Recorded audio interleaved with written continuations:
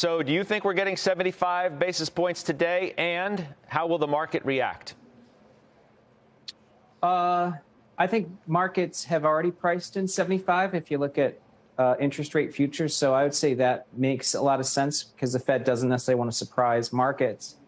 And I think that I'd agree with those who say that a move like today is probably better for risk assets, only because it really narrows the perception about how far the Fed is behind. You know, a simple way to look at it is the spread between the 2-year and Fed funds, which Jeff Gunlock has mentioned many times. And it's at the highest level since May 94 today. But after the hike, this brings it down to levels that were actually lower than we were around April this year. So I think in some ways, investors could actually start to feel better that the Fed isn't as behind, fewer sort of upside surprises. And of course, the data has to start cooperating going forward. But they're going to be really aggressive going forward. Don't you agree with that? You saw Fed funds futures, what Leisman was talking about, where rates could really be going. The market's just going to be just fine in that scenario. I think people have a hard time believing that it is. Yeah, there's I would say that nobody can say the macros is super clear right now. I think it's been helpful to see some of the slowing and the job cuts, because that just shows the current hikes and the current tight financial conditions are slowing the economy. And I think, of course, the unknown is what happens with gasoline, because that is really driving people's perceptions about CPI.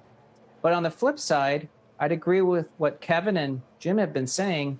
There's a real test happening to corporate America here. In the pandemic, people expected earnings to collapse, but companies slashed costs and managed through that well. And I think that really earned them a view that they're kind of much more durable than people expected.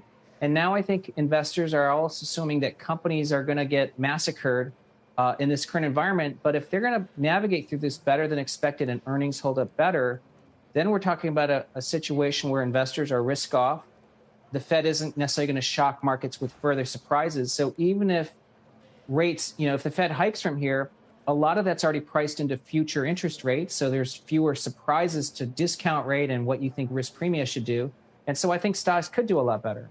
John Najarian, I want your counterpoint, I suppose, because you're extremely negative, it sounds to me, against what is Farmer Jim and Kevin O'Leary and Tom Lee's optimism.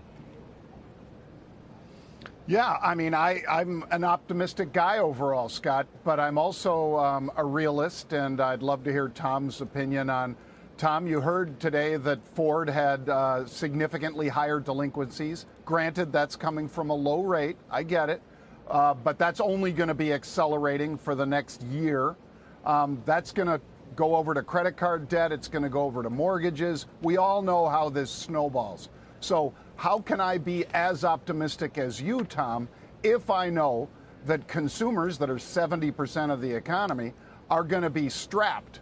They're not going to be able to trade, as far as there'll be more people renting because home affordability is going to be going down. Meeting that mortgage payment is going to be a lot tougher unless Biden actually did something about an energy policy, which he has only done a negative energy policy so far. I mean, you already said the price that will be paid to transport items for people.